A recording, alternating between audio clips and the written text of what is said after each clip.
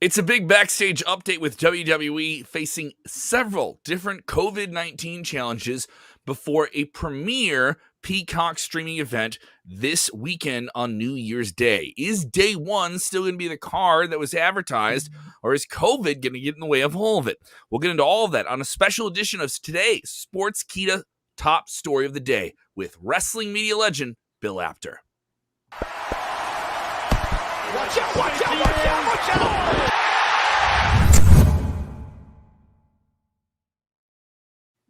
Watch out, watch out, watch out indeed. If you are joining us live, if you're watching on demand, jump into the comments below, share the link so you don't stink, subscribe to Sportskeeda.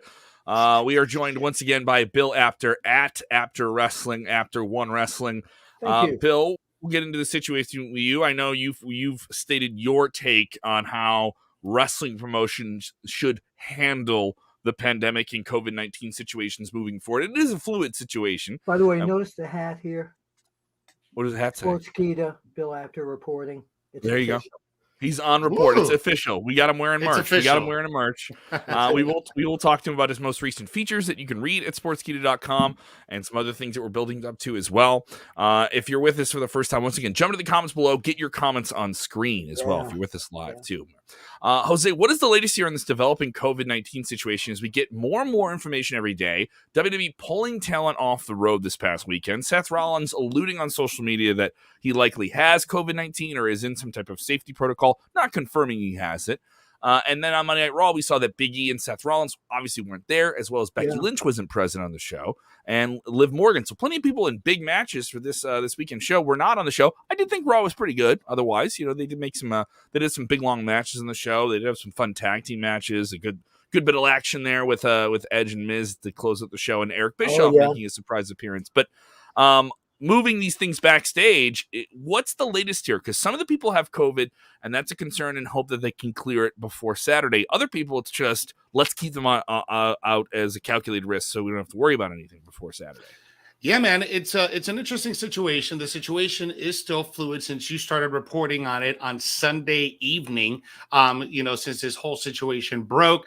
But today, good old Uncle Dave Meltzer, put out on the Wrestling News Observer that basically some of the people that were pulled, like Roman Reigns, Big E, a lot of these top names, they were pulled from the show in order to protect day one, in case anything's going on with any of those talents. Because right now, the only reported one that we have that is positive is Seth Rollins. I think they're just taking a precaution with Roman Reigns, even that he is at a higher risk because of his past with leukemia. They're also taking a very conservative risk also with Becky Lynch and Seth Rollins, also because they have title matches on Sunday. And we already know that Nick Khan and the chairman, Vince McMahon, want day one to be a big show. They're aiming for this to be a yearly big show. And what a way to put a wrench into things with COVID-19, with Omicron, just really putting a wrench into things. The whole situation is fluid. But right now, that is the main reason why we have not seen Big E, Roman Reigns, Seth Rollins, or Becky Lynch on Monday Night Raw. Bill, your take on this entire thing? Well, the whole world changing by the day. The whole world has changed. Every sports team, football teams, soccer teams, everything is in a state of total. What are we going to do? Should we have fans there? Should we not have fans there? The WWE is being very cautious, very on edge about this as well, because they have, again, this is a huge pay-per-view. It's the first time they've done this. It's New Year's Day. A lot of people are going to be sitting home watching this, and WWE doesn't want them to say, they advertise this. Why am I not getting this? But the bottom line is, at least to me, and I think all the fans out there, is the health of the talent and the people backstage and the whole crew. More important than anything about this, they always say, you've got $1 million and whatever you want, as long as you have your health. Health is the most important. They can always do another wrestling show. I think the majority of fans, there's going to be a lot of them that will be disappointed if a lot of these matches don't come off. But really, think about the talent, them and their families that are going through this thing, not just about the company. I think maybe fans will be a little bit more forgiving if there is a change to the card. I do think people kind of understand what's going on.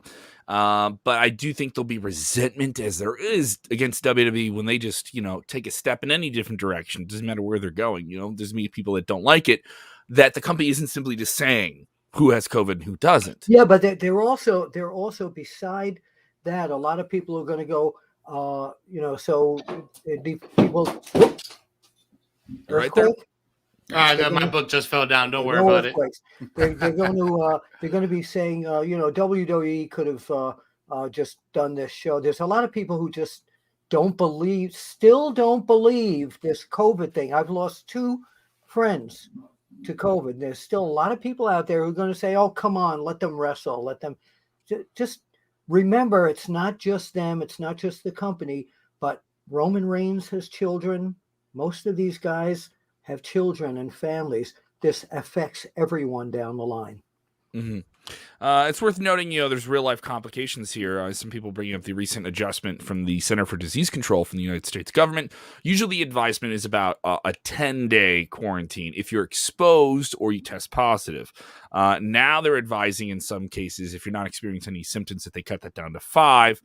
There's been some apparent major corporate pressure from different people and different ends of entertainment. And there's a huge debate about that if you go on social media. We're not going to dive into that. But obviously, WWE has to work on these regulations. They have to work with these major venues. They have to work on these different mandates. They have not stated whether or not they have a vaccine mandate. We've heard reported there was some influence on vaccine status for the presence of some talent in the company. And then we hear about the way that WWE is handling now testing, reportedly Fightful saying that they are not doing mandatory testing, but that isn't clear if there's some opt-in or opt-out. It just the testing has been changed. It's not mandatory. I was told that most of the talent that have families are already vaccinated, and so are their families. That's what I was told from my inside sources. Yes, except the little kids. Yeah, which is understandable. Some kids still can't, still can't get this here. Yeah, but just think, because the world, we've never lived through anything like this, and I'm glad we're all healthy and we're alive.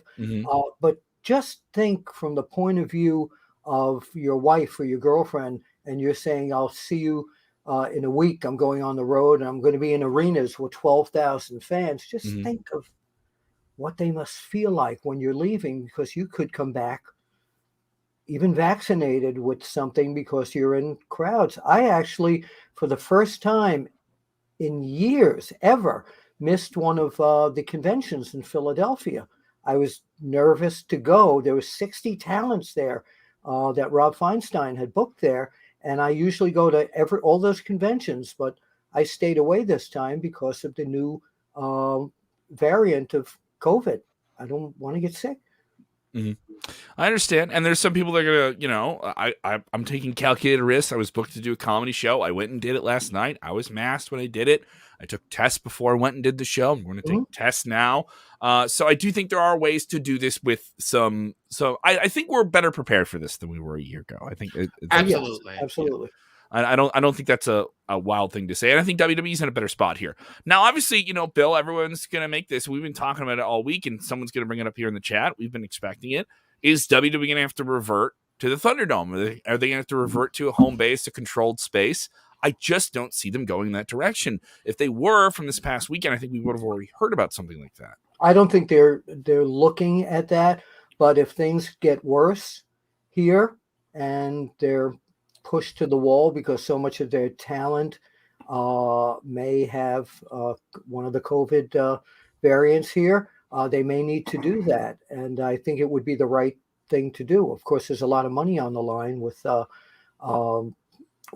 live event tickets, etc. But then again, the real numbers that they're concerned with, I think, is more of the Peacock numbers than the live gate. I think, advertising dollars, etc. So I think it would be a good move if they find that's more of their talent, or let's keep the fans safe too. Yeah. Because again, the whole crowd mentality right now is not something to take very lightly. Yeah, I also think that we're in a different situation that we were a year ago. A year ago, we didn't have a single clue on how to deal with this thing. Now we kind of have an idea on how to deal with it, right?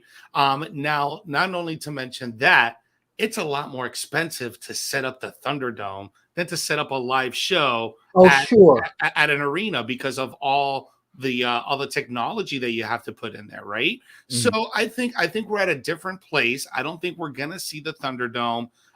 Plus, silver lining, and I mentioned this a few days ago. There was a report where the origin of Omicron came out. It was South Africa. Those numbers are going down drastically. Yes, They've already passed their peak, which is a very good sign because remember when Omicron was first announced, this was a little bit over a month and a half ago, going on 2 months. Then we started getting stuff on it. So that's a good sign. If South Africa is getting over it, that means everywhere else should be getting over it. But you know what? James Brown, when I bought all your CDs, James Brown, I heard today on YouTube. He's for the podcast listeners, he's referencing a comment we have. Right. But he says, I heard today on YouTube that Roman Reigns is not going to be a day one pay-per-view. What you're hearing on the internet, everything is hypothetical. Yeah. We're not going to know until these people step into the arena or not what's going on. The WWE is not going. If the WWE knows that Roman Reigns is not going to be there today, then it's their job to let us know that. Okay, so it doesn't affect what we're watching. But is there a moral objective to them? You think there's a like, because they didn't, they pulled talent from these shows at Madison Square Garden and Tampa this past weekend, and day of those cards subject to change, right? Yeah. So, but this show's been sold on a handful of matches. One of the major ones is Roman Reigns and Brock Lesnar. They put a lot of momentum behind this. Yeah, they sure did. If one of those major matches with a major name is affected, should they say something beforehand or do the show as is? Because I think you're asking for just a lot of trouble if you have some talents that just aren't there on Saturday. My feeling on that is that when they know it, they should let us know. Mm-hmm. I think it would be something. I'd rather have that than a fan sitting there the next day saying, "Man, those people knew about this and they never told us." And why is Dolph Ziggler in the main event? Mm-hmm. No knock to Dolph Ziggler. He's an excellent wrestler, but Brock against Dolph, I don't know if they're going to want to see that. With no build, with no build at all. Yeah, exactly.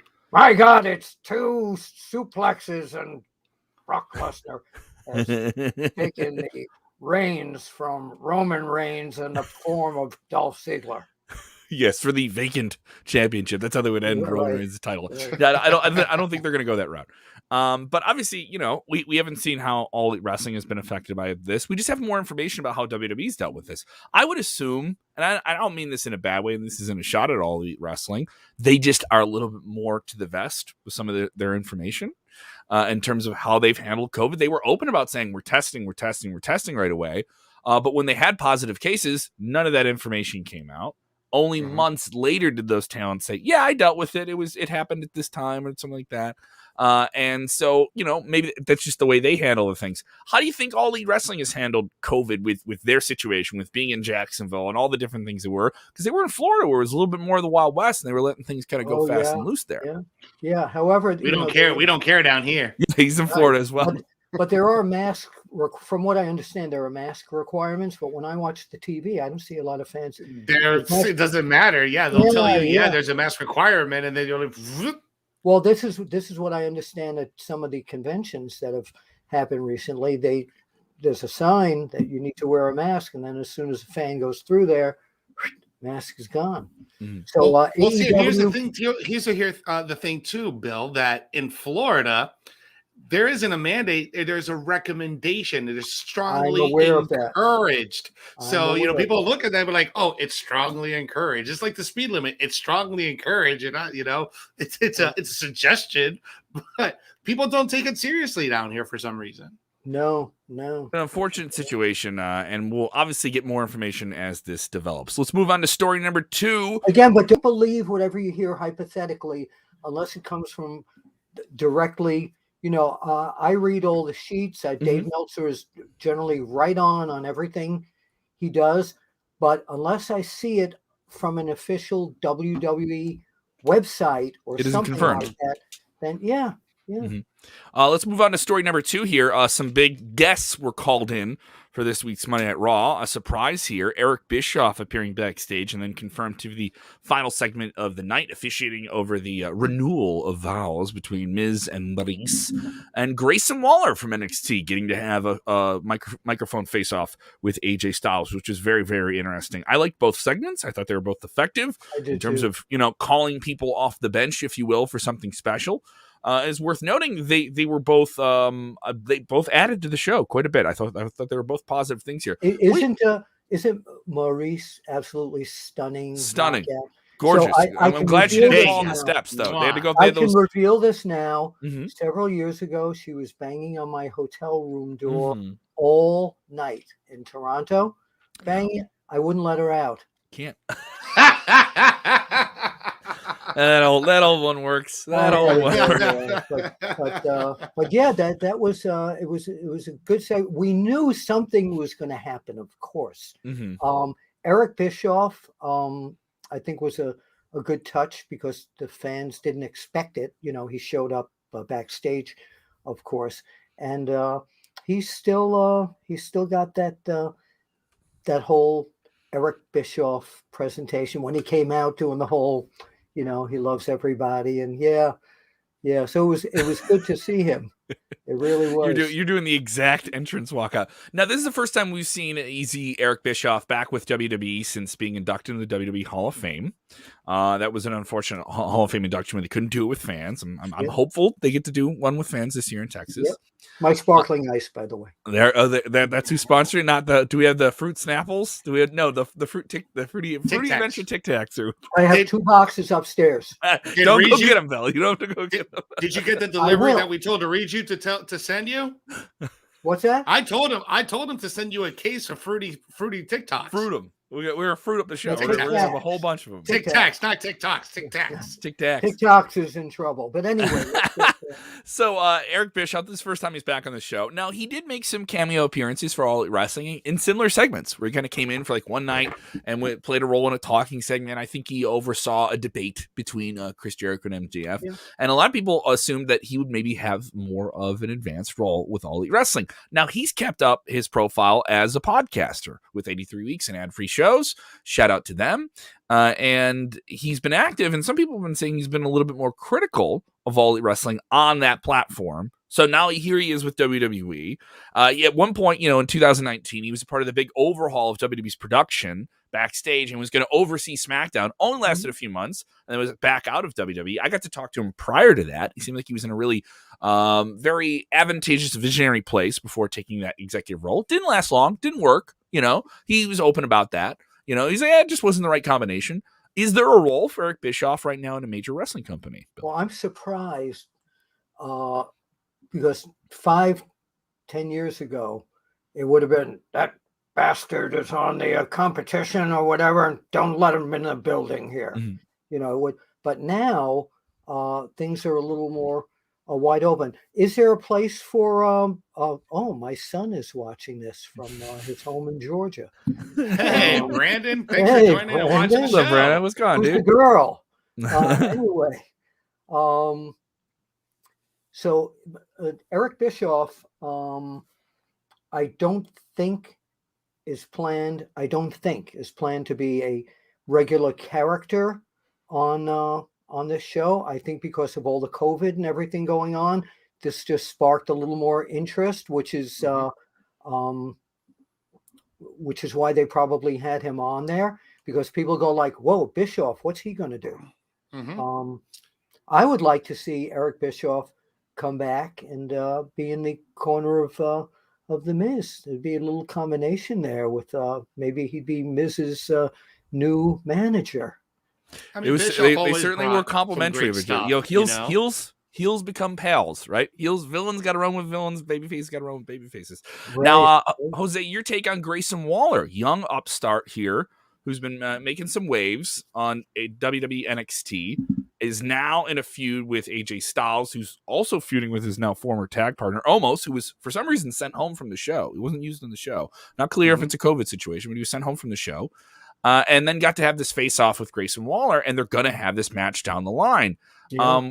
What do you think of this? Grayson Waller, out of nowhere, kind of pulled up. Mind you, they were developing this story already, so this isn't like a last-minute COVID thing. You know, they were developing this, and they said, all right, let's really throw you to this thing. We're going to take you out of the performance center in front of an isolated audience of a few hundred people and put you in an arena of a few thousand people, millions watching on TV. Real sink or swim situation for him, right? Absolutely. Grayson Waller has absolutely killed it ever since he had this tremendous heel turn that he had a few weeks ago. Now, he was not convincing as a babyface at all, but ever since he did this heel turn, I have noticed a big step up in his game, big chip on his shoulder. Guy's putting on some great matches, putting on some great promos. The guy, if you guys didn't know, Grayson Waller has had the most TV time 2 weeks in a row on NXT between promo in the ring, backstage segments, promo recaps or vignettes. It's all been Grayson Waller. And I said this last week on the debrief after a great NXT 2.0 and after praising Grayson Waller for what he did. I honestly think that Braun Breaker may not be the guy that's the next in line for the NXT championship. He might as well just go up to the main roster, and Grayson Waller, I honestly see him as the guy to take off the championship off of Tommaso Ciampa. Total agreeing with you. You know, he's also in the kind of cookie cutter like Austin Theory, same type of look as Austin Theory. I like both of them a lot. I like their character. It's the new breed of wrestler that's coming out, because a lot of these guys, you know, if you go back, I don't know, 10 years ago, these guys wouldn't look like what you'd think a wrestler looks like. One of them, and I'm trying to think if it's Waller or Theory, remind me of Sean Stasiak. You can see it. I can see it. I would say probably Austin Theory probably reminds me more of Sean Stasiak in their prime. They look alike. That, you know, Stasiak was a little bit more ripped, a little bit more of the Vince McMahon look that he likes. You know, that really big, jacked, juicy guy. But yeah, I can totally see where you're going. Where you're going with but this. It's a different look of what wrestlers are becoming now. They're looking more sleek. And it's been going on for a long time, but when I'm noticing it more with Waller and Austin Theory. We do have a developing story here. This is coming from Wrestling Observer, is where we're in the middle of this broadcast. I don't mean to shake up our order here. WWE Senior Vice President and Executive Director Bruce Pritchard reportedly dealing with an undisclosed health issue. Wrestling Observer reporting that this is forcing him to miss some events. Now, he was one of many WWE executives not present last night's Monday Night Raw, as that was kind of a precautionary measure with the COVID-19 situation, maybe working remotely on the show. Vince McMahon amongst those, along with Kevin Dunn. It is not clear how serious the situation is, but this is surprising to see that he is now absent and that situation possibly more serious, or hopefully not as serious as it's been. He is worth noting, he did note he was going on vacation to Cabo San Lucas a few weeks ago. Well earned there. The WWE schedule is very demanding, so get those in when you can. We don't know how serious this is, but Wrestling Inc. and several other outlets reporting this as well. Hopefully, Bruce Pritchard is okay. He's a very, very talented guy doing a lot of work here. I've known Bruce since he was working for Paul Bosch way back in the days of Houston wrestling. I've known him since he was a kid when he first started, and he's a great guy. Brother love as well. If some of you people didn't know that, yes, I gave it away, even though I never break kayfabe. Well, they look like each other. They do look like each other. That is right. They do look like each other here. I think Bill paused up there for a second. Let's see if he can rejoin us here in a moment. Jose, let's move on to story number 3 here. Before Did we lose Bill here? I don't know. Let's see if we can get Bill back here. He froze up. I don't know what happened there. It's okay. It happens here. I mean, we're ready to roll with it. We're ready to roll with it, man. Yeah, but let's get into our last story, man, because it is the end of the year. And as always, WWE likes to release their top matches of 2021. And today they have announced their top 25 matches, but it's the top 10 matches that everyone is talking about, with Bad Bunny getting the number 10 spot with his tag match with Damian Priest against John Morrison and The Miz at WrestleMania. And the number 1 spot coming in Edge versus Seth Rollins, Hell in the Cell. That's a surprising pick for number one. Though I do think that was one of the best matches of the year. It was definitely one of the best matches of the year. And Bill Apter rejoining us here in a moment. That happens here. I'm surprised. The Bad Bunny match was a great match. Very eventful match. Got WWE a lot of attention. It said a thing came up that you have to have internet to do this. Yes. I had no idea. I just have. You unplugged. You unplugged there. I just have my cords here. That's all right, Bill. Bill, we're talking about WWE naming their top 25 matches of the year. The celebrity tag team high profile match with Damian Priest tagging with music star Bad Bunny at WrestleMania. Now say it right, Kevin. Bad Bunny. That cracks the top 10. So that's ahead of other matches. Bill says say it better. He pronounces it better than you do, Kevin. Come on. Bad Bunny. Baboni, yes. Baboni. This is a surprising pick for this list. Wait, we got to go back. We got to go back to this. You want to talk to Baboni? You got to talk to me first. Okay, go ahead. I'm sorry. This a celebrity match. WWE enjoys doing things with celebrities, but surprising that it makes the work rate list, the bell-to-bell performances. Doing it in the actual meat of wrestling, the wrestling of wrestling, right? This makes that list. But the match was a very good match. The guy was good. Yeah, the guy was good. He was as good as a lot of the guys that get paid to do this. Mm-hmm. I definitely. This was a tremendous match. I mean, this was when we did the review for this show a few months ago. I said it on the broadcast. This is the best match of this year. The storytelling was unparalleled to anything that went on in any promotion this year. The story that both Rollins and Edge told from the beginning at SummerSlam all the way to Crown Jewel, culminating in the big Hell in the Cell match. It was just perfectly told, perfectly portrayed on screen, both in ring and match, and with promos. So when you have someone with the caliber of Edge, and then you have someone who is definitely a first ballot Hall of Famer in Seth Rollins doing these promos and doing these type of matches, how can you not put him in first place? Well, yeah. You can't get any better than what they were doing. It's worth noting a lot of the matches on this list, specifically in the top 10, are all matches in front of live crowds. So nothing really in that Thunderdome era that kind of laid over into the first part of 2021 really made the list. Which is better than being in front of dead crowds. True. Absolutely. Yes. True. Yeah. The number one match, once again, Edge versus Seth Rollins in Crown Jewel. This will be the first time a really high-ranking Saudi Arabia match has made a prominent award like this. I'm surprised. There were some other matches I thought that maybe would take that spot. Number two was Sasha Banks versus Bianca Belair, night one of WrestleMania. Oh, that was great. That was excellent. I loved that match. Crowning moment for Bianca Belair, and definitely the best WWE Women's Match of the year. Number three was Roman Reigns versus Edge versus Daniel Bryan, Universal title match at WrestleMania Night 2. I enjoy that match, but there's some other matches on this list that I would have put ahead of that one. Okay. Mm-hmm. Personal choices. Yeah. But that's what these lists are. You debate about like what is better than something else, right? That's half the fun of it. Number four was Walter versus Ilya Dragunov for the NXT UK Championship. That was my personal WWE match of the year. That was like a shoot. It was like a shoot. Number five was Becky Lynch versus Charlotte Flair, champion versus champion match at Survivor Series, which I stole that show. So a lot of these matches all within the last few months. There were several other high-profile ones making the list. Obviously, we mentioned the Big E one. Of course, the full list is up right now on WWE.com.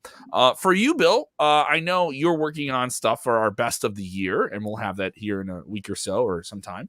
What for you, before you finalize your list, what's on your list of match of the year? What's in play? You don't have to give us the all-time pick of who stole the award, but who's in the discussion right now for you? Jack Briscoe versus Dory Funk Jr.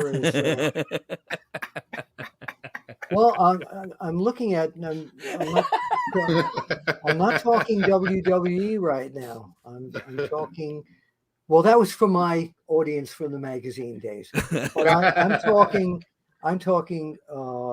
AEW, how Hangman Adam Page and Bryan Danielson blew up that match perfectly. It was an old school 1 hour draw. I haven't seen one of those on TV, especially Broadway. Since the Jim Crockett days. That actually, as of right now, that's my, unless something happens in the next 2.5 days that I see, that match is definitely my match of the year. Mm-hmm. It'll be interesting to see how this all plays out. Bill, you're an authority of these things. I think people trust your opinion. So that's what your number one is right now. But who knows? Maybe some other WWE matches. Things change. 3 hours from now, I might change that. True. See that? Scott Burks versus Briscoe. Then we got Ricky Steamboat and the Nature Boy Ric Flair. One of the greatest series. Chi-Town Rumble. It's got to be on your list. We need. You know what we need to do one time? This show to go back 30 years one night and just do it as it was 30 years ago. News from 1991. Right, the top stories of 1991. That'd be fun. We should do that. Yeah. We should do that on Thursdays. So not only it'll be Bill Apter Thursdays, Bill Apt Thursdays, right? But it'll also be a throwback Thursday. So we could do the top stories from 1972 if we want. Talk to the people at Sportskeeda.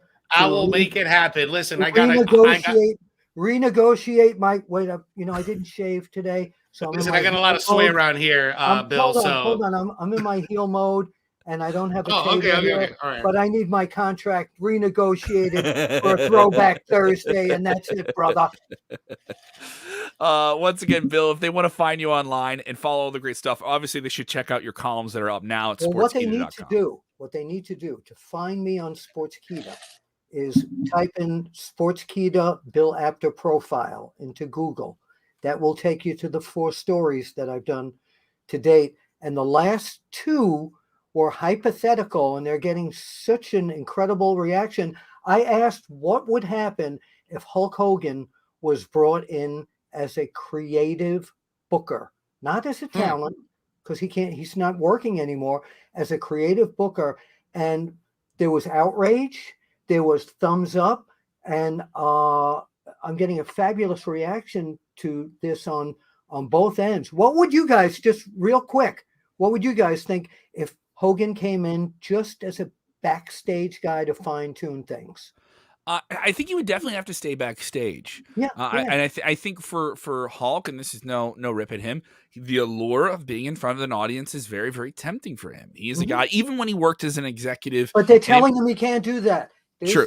You're just backstage. Right. You're just backstage. Yeah. Good idea, bad idea. That curbing, that discipline, that regulator, if you will, where you get all of that experience and that psychology that only he knows from his time, could be really beneficial to some people. And I think would also be kind of redemptive for Hulk for all the different things that have happened for him in the past few years that maybe have turned a whole younger generation of wrestling fans who liked him. And then, all those transgressions happen. And there's still some people that resent him for that. I think it'd be a good position for him to at least try it. I think there's a lot of really some of the characters. Yeah. Just dial people in. And that's what you want out of an agent. They're not going to change.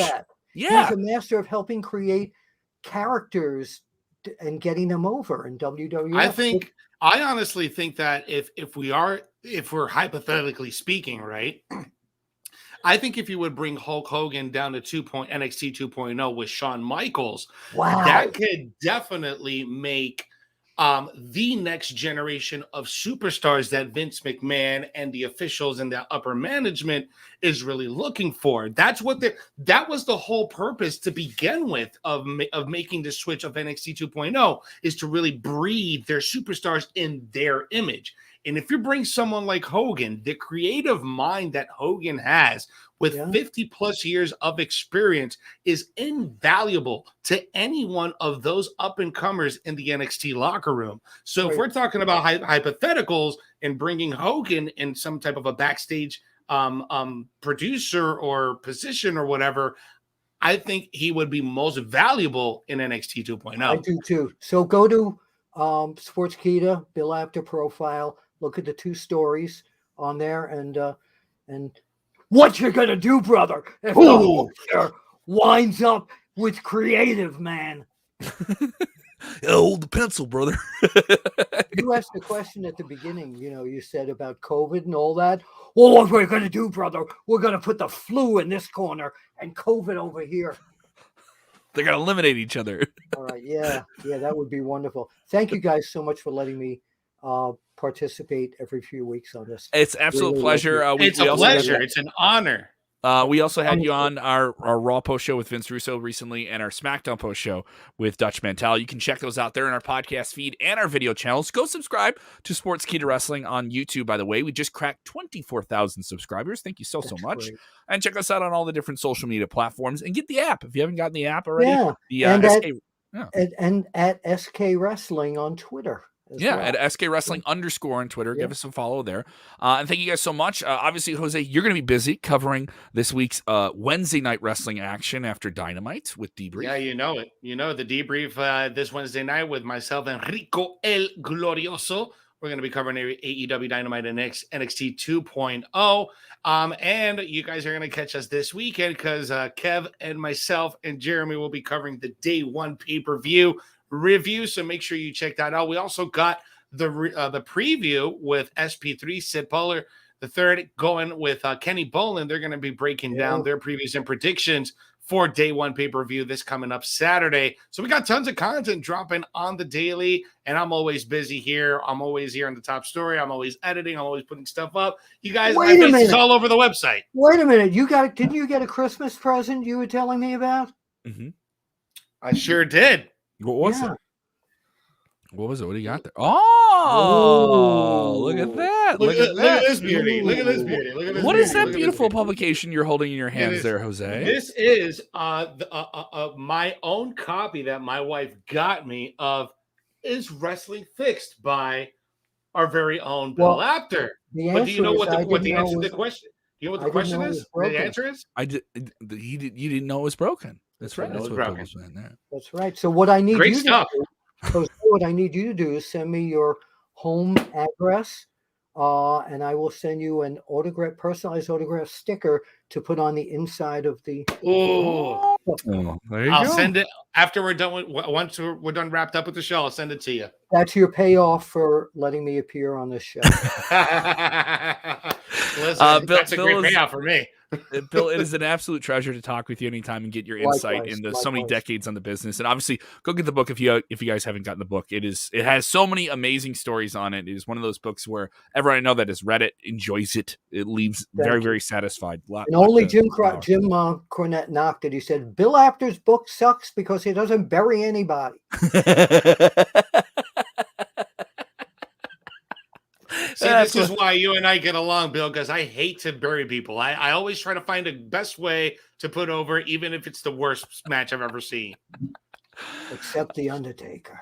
All right, guys. Thank you so much, Bill. Thank you guys so much. Remember, see you at the matches eventually. Eventually, we'll see you at the matches. Eventually. Stay safe, cover your nose, get your vax, get your tests, and remember, when watching wrestling, do the most important thing, which is what, Jose? You have to enjoy it, guys. Enjoy wrestling. Yeah. Have a good night. Watch out, watch out, watch out.